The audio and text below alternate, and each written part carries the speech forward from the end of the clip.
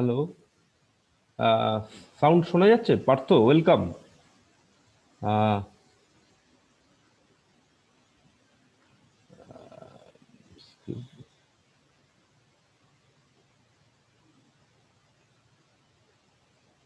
হ্যাঁ Partha, hello. Sound, chat, security.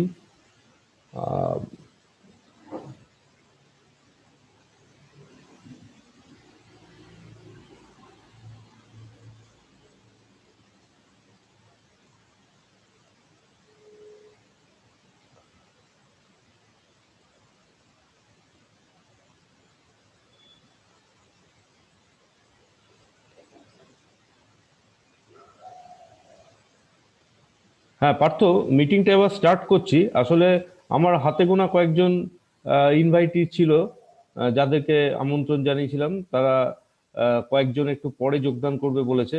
ঠিক ভারতীয় টাইম 9:30টায় তাদের হচ্ছে না। তারা বোধহয় ওই 9:45 বা ওরকম 10টার কাছাকাছি হয়তো ঢুকবে। তা আমি আমার বক্তব্য স্টার্ট করে দিচ্ছি।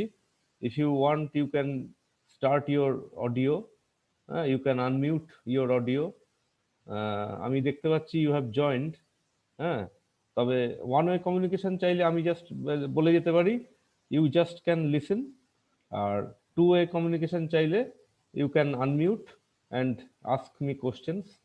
আর ওয়ান ওয়ে কমিউনিকেশন কোনো প্রবলেম নেই আমার তরফ থেকে। You can any time mute your audio, and also you can open it, and also you can open the video, and also you can mute the video or stop the video at any time. Anyway, এখন বোধহয় 9:45 হয়ে গেছে ভারতীয় সময়তে।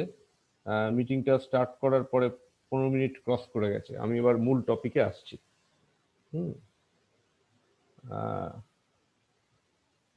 মে I start now?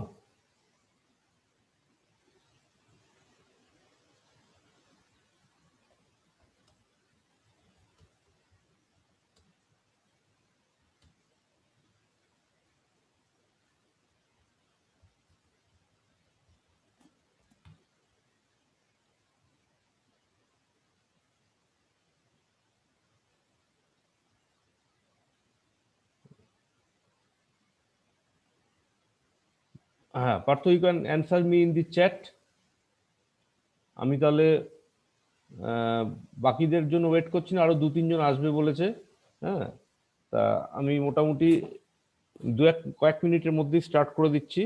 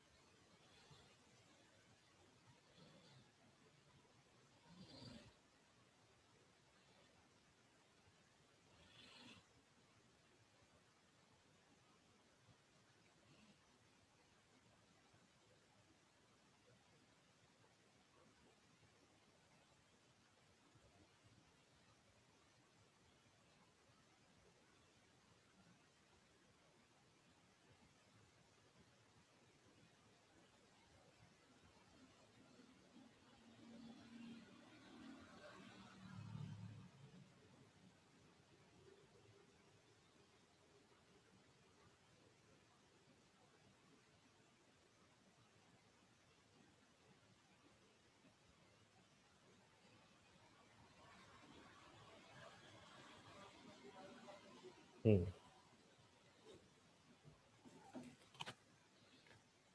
হ্যাঁ, আমার একটা আহ, বই বেরিয়েছিল সাবকনশিয়াস মাইন্ডের ওপরে, খুব রিসেন্টলি বেরিয়েছে।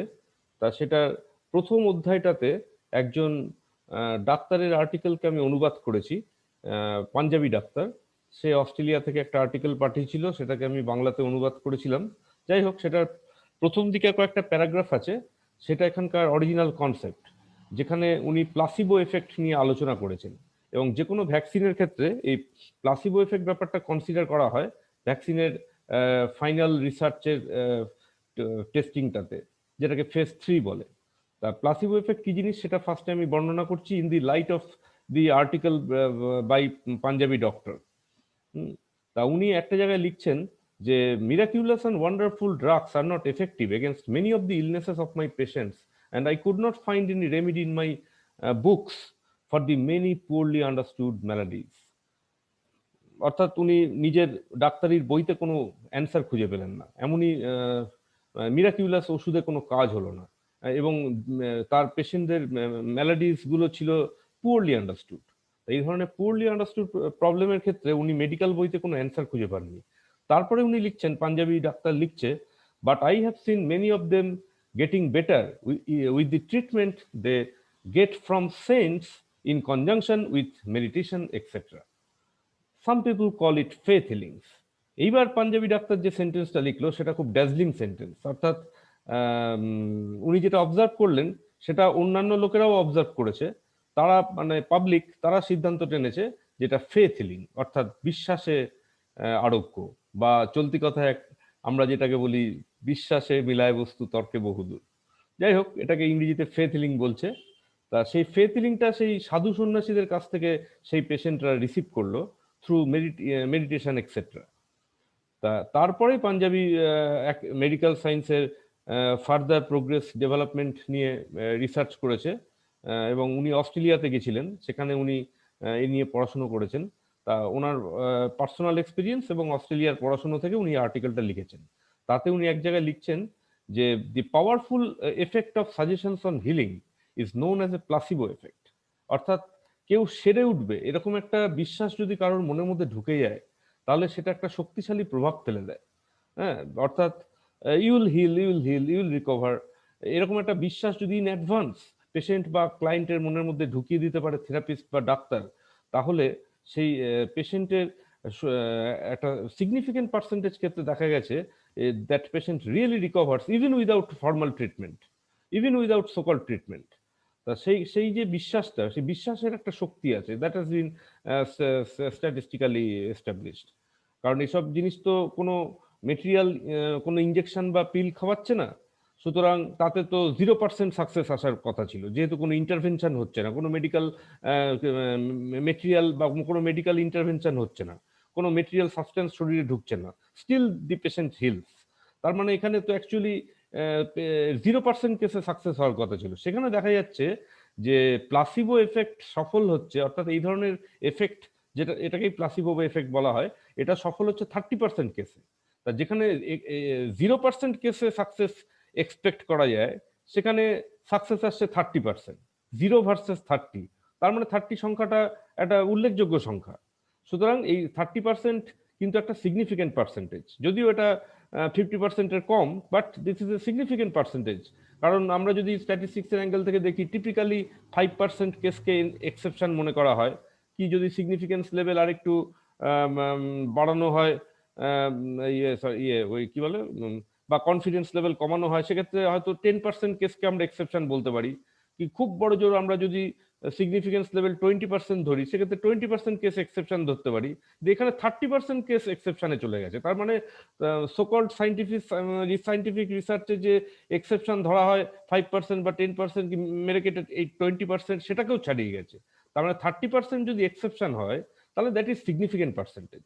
তা পাঞ্জাবি ডাক্তার লিখছে একটা এক্সপেরিমেন্ট হয়েছিল, এটা ওয়ার্ল্ডে রিকগনাইজ, সারা ওয়ার্ল্ড এটা জানে, সারা ওয়ার্ল্ডে এটা রিকগনাইজ এই তথ্যটা।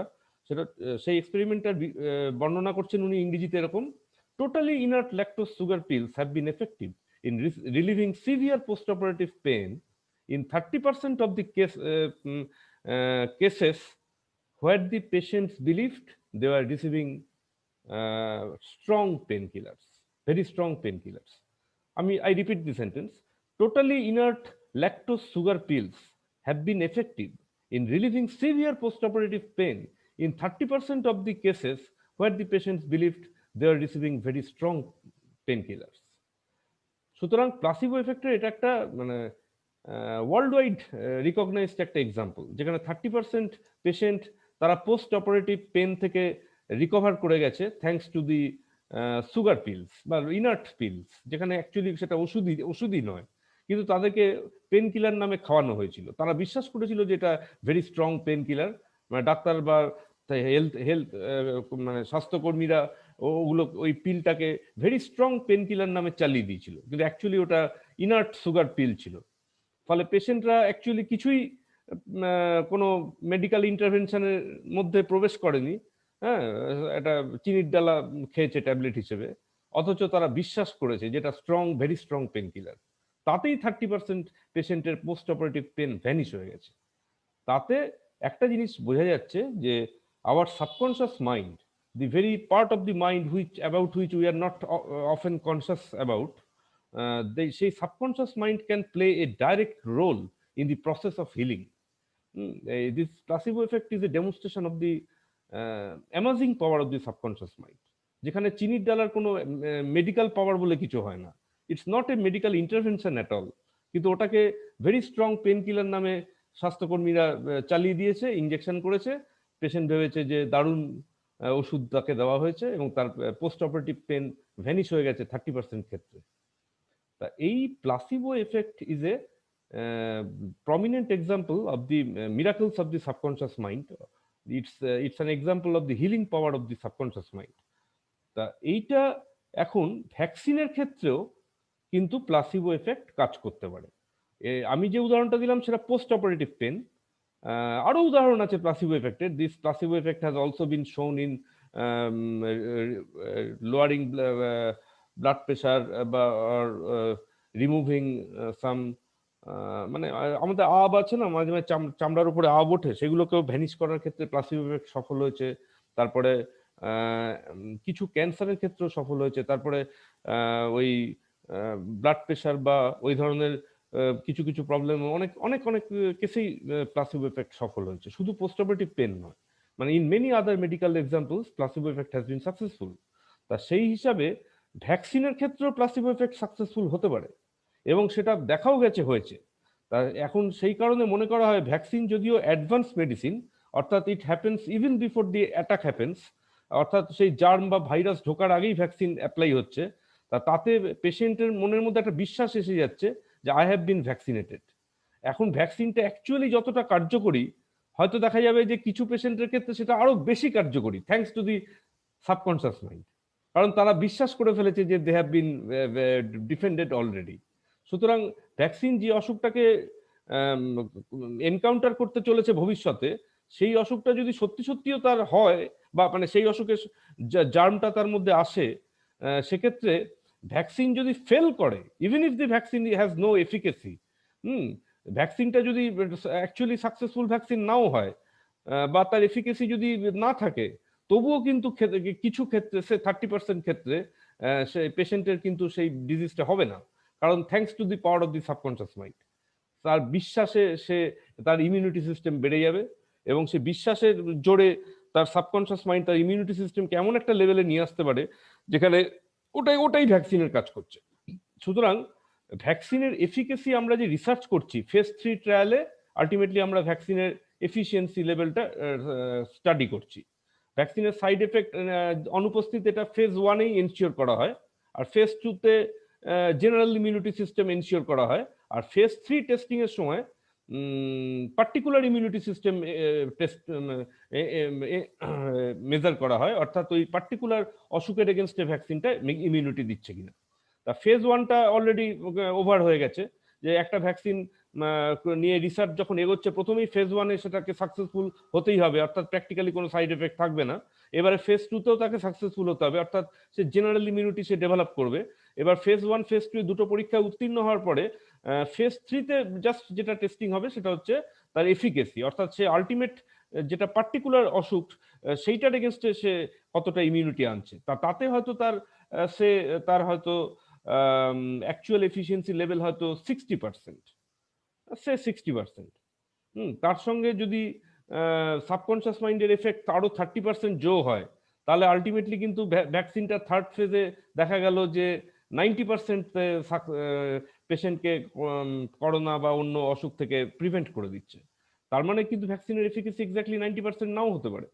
হ্যাঁ, সুতরাং ওখানে সাবকনশিয়াস মাইন্ডের একটা কন্ট্রিবিউশন আছে, ওটাকে অ্যাডজাস্ট করতে হয়। সেই জন্য ভ্যাকসিনের এই থার্ড ফেজ রিসার্চে আমরা প্লাসিবো এফেক্টের অ্যাডজাস্টমেন্ট করি, অর্থাৎ সাবকনশিয়াস মাইন্ড এখানে কতটা কন্ট্রিবিউট করছে in order to develop immunity, in order to work just as the vaccine works. সেক্ষেত্রে সাবকনশিয়াস মাইন্ডের অবদানটাকে আলাদা করে টেস্ট করা হয়।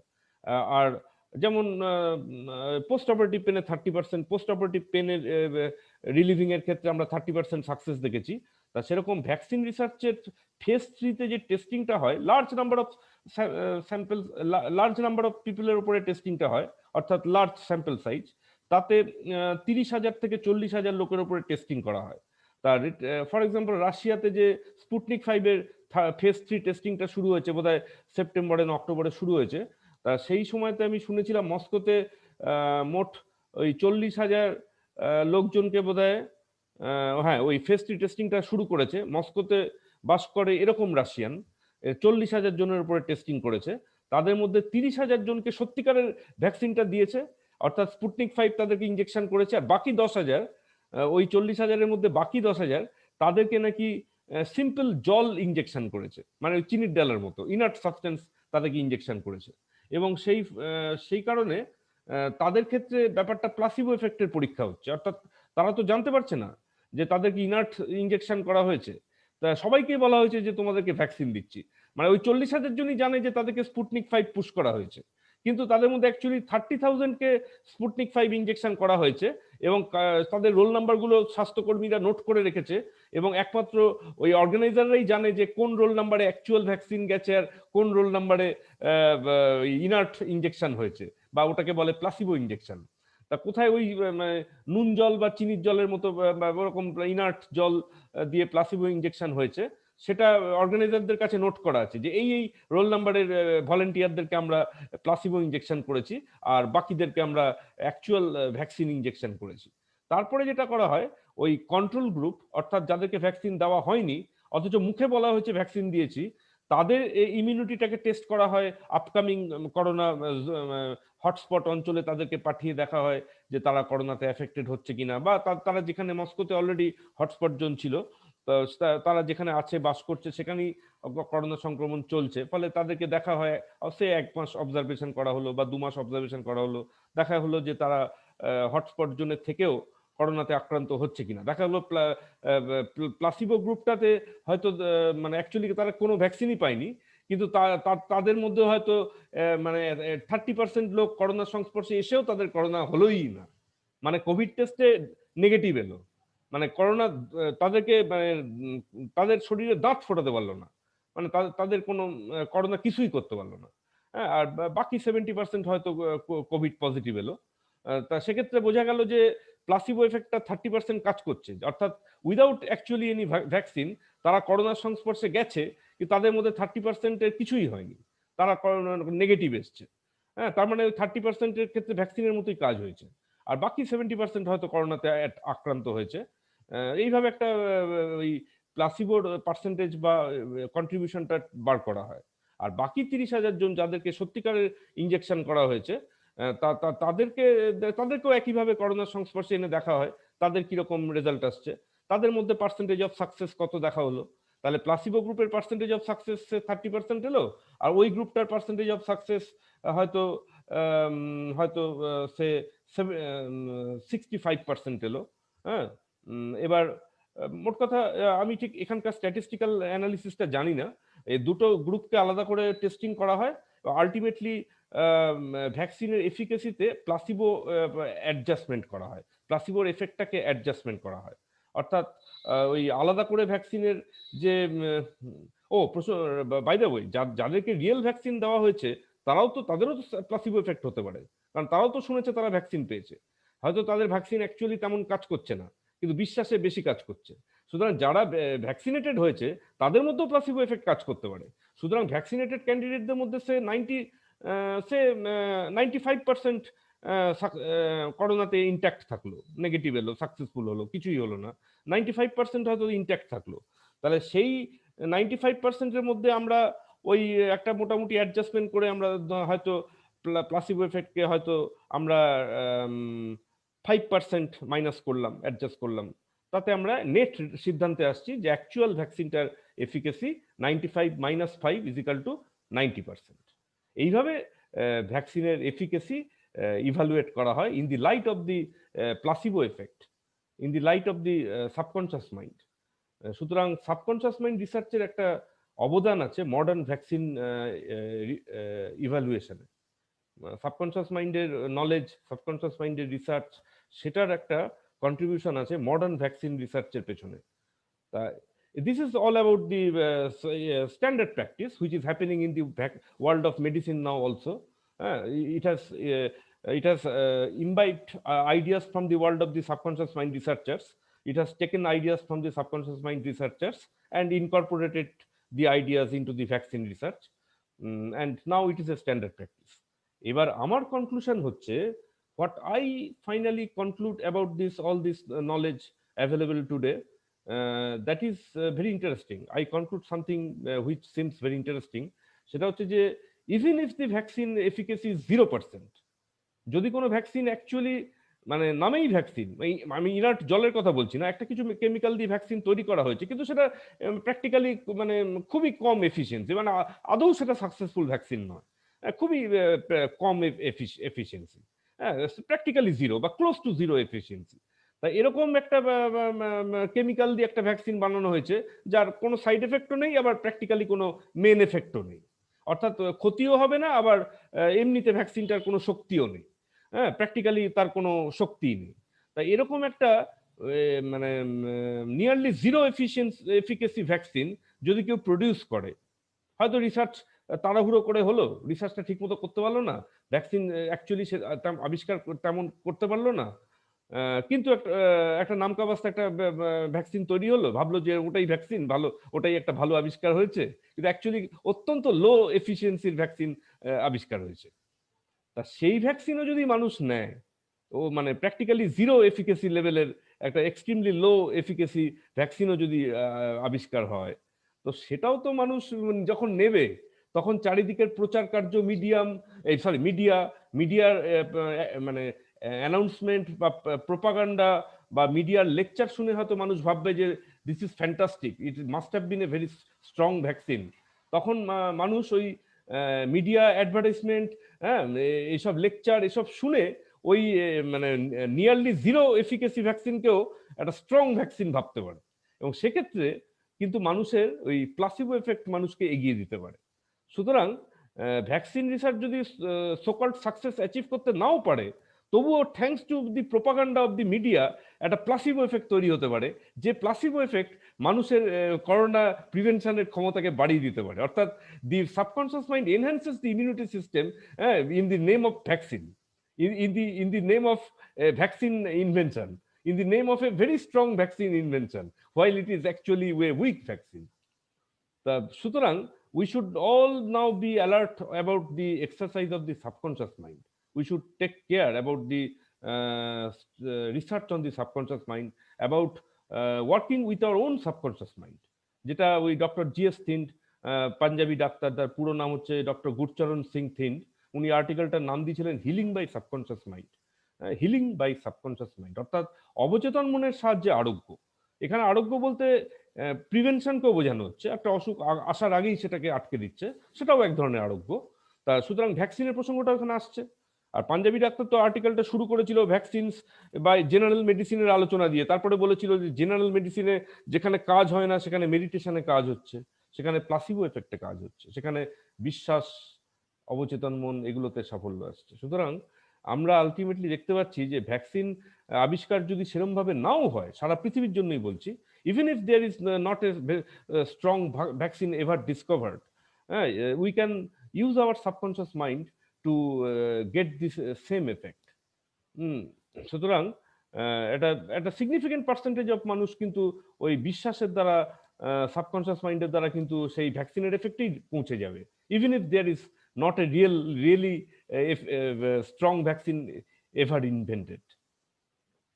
Now the question is that how to exercise the subconscious mind, how to use the subconscious mind, how to practice the development of the subconscious mind, how to focus on this capacity of the subconscious mind, so that general people, even in the absence of vaccine, can generate some kind of power. For example vaccine নিলে একটা আর কিছু না, placebo effect হচ্ছে, কিন্তু যারা vaccine নিচ্ছে না তারাও যদি কোনোভাবে প্লাসিবো এফেক্টে পৌঁছাতে পারে, যে আমার করোনা হলেও কিছু হবে না, বা আমার করোনা হবে না, সামহাও হবে না, আমি ঠিক ঠিক থাকবো, হ্যাঁ করোনা আছে ঠিক আছে, আমার ক্ষেত্রে অন্তত হবে না, এরকম একটা বিশ্বাস যদি কারোর মধ্যে ঢুকে যায়, even in the absence of vaccine, কোনো ভ্যাকসিন কোনো মেডিসিনের অ্যাবসেন্সও যদি মানুষ সামহাও বিশ্বাস করতে পারে যে তার কিছু হবে না, somehow he will survive, somehow he will even remain unaffected, somehow he will not be even touched by the virus, সেক্ষেত্রে মানুষের এই বিশ্বাসটা কোনোভাবে গড়ে ওঠা দরকার, either through vaccination or without vaccination. মানুষের বিশ্বাসটা যদি ইন এনি কেস কোনোভাবে তৈরি হয় যে I will remain fine, I will remain intact in the wake of the corona transmission. I will remain okay despite the corona transmission going on. তা এই বিশ্বাসটা যদি মানুষের মনের মধ্যে একবার জেগে ওঠে, মানুষ যদি একবার এই ধরনের একটা সেলফ কনফিডেন্স পায়, তাহলে কিন্তু সাবকনশিয়াস মাইন্ড নিজেই ইমিউনিটি সিস্টেমকে একটা সিগনিফিকেন্ট জায়গাতে পৌঁছে দিতে পারে। সুতরাং all this discussion reduces to the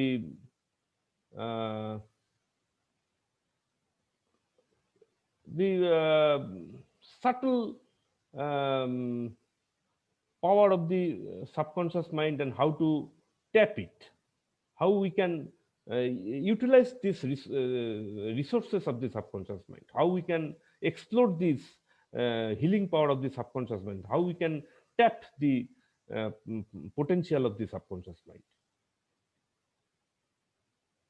সুতরাং আমাদের ইন জেনারেল মানে করোনা ভাইরাস বলে না, যে কোনো ভাইরাস যে কোনো ক্ষেত্রেই আমাদেরকে how we can increase our belief in recovery, how we can increase our self confidence, how we can exercise our subconscious mind to positive positive to a positive mindset, এইটা আমাদেরকে এখন দেখতে হবে। এখন একটা কথা আমি শুনছি যে দি ওয়ার্ল্ড ইজ স্ট্রেসড, সারা পৃথিবী খুব একটা স্ট্রেসফুল কন্ডিশনে আছে in general, Europe, America, China, Japan, ভারতও স্ট্রেসফুল কন্ডিশনে আছে। হ্যাঁ, ভারতে হয়তো লোকে বলে যে ভারতের জেনারেল পিপলের ইমিউনিটি বেশি, ভারতের গরিব দেশ, ভারতে নোংরার মধ্যে থেকেছে, ভারত পলিউশনের মধ্যে থেকেছে, ঘিঞ্জি জায়গায় মানুষের পেট খারাপ, জ্বর জ্বালা এমনিতেই হয়, ফলে ইমিউনিটি সিস্টেম ডেভেলপ করে গেছে, কিন্তু স্টিল ভারতেও কিন্তু মেন্টাল স্ট্রেস আছে। তা সুতরাং ভারত করোনা থেকে একেবারে মুক্ত নয়। ভারতে মেন্টাল স্ট্রেস ফ্যাক্টরটা তো ভারতকে আবার তার সেই physical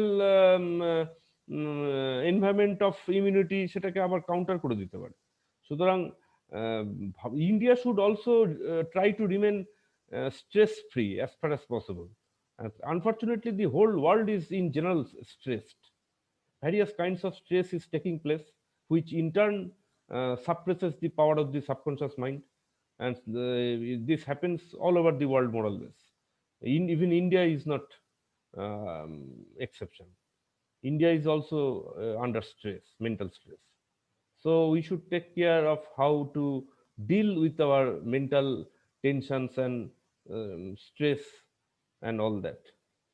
If we can reduce the stress level and tension levels in our mind, uh, we may again tap the resources of the subconscious mind. Or in fact, in order to reduce the stress itself, we need the help of the subconscious mind in the first place. So it's all about the subconscious mind in the very first place. That is, subconscious can help us to reduce the stress level, thus making us self-confident and enhancing our immunity system. And uh, the challenge is to uh, remain stress-free in the modern world. And to do that, we need to use subconscious mind in the first place. And once we become stress free, our confidence increases, placebo effect increases, and we can remain fine, hopefully, to a significant percentage of cases.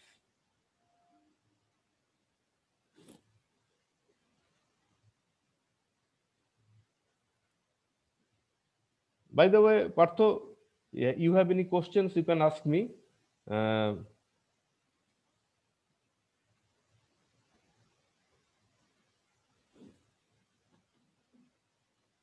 Perhaps it's already or 10:16 p.m. in India, রাত 10টা 16।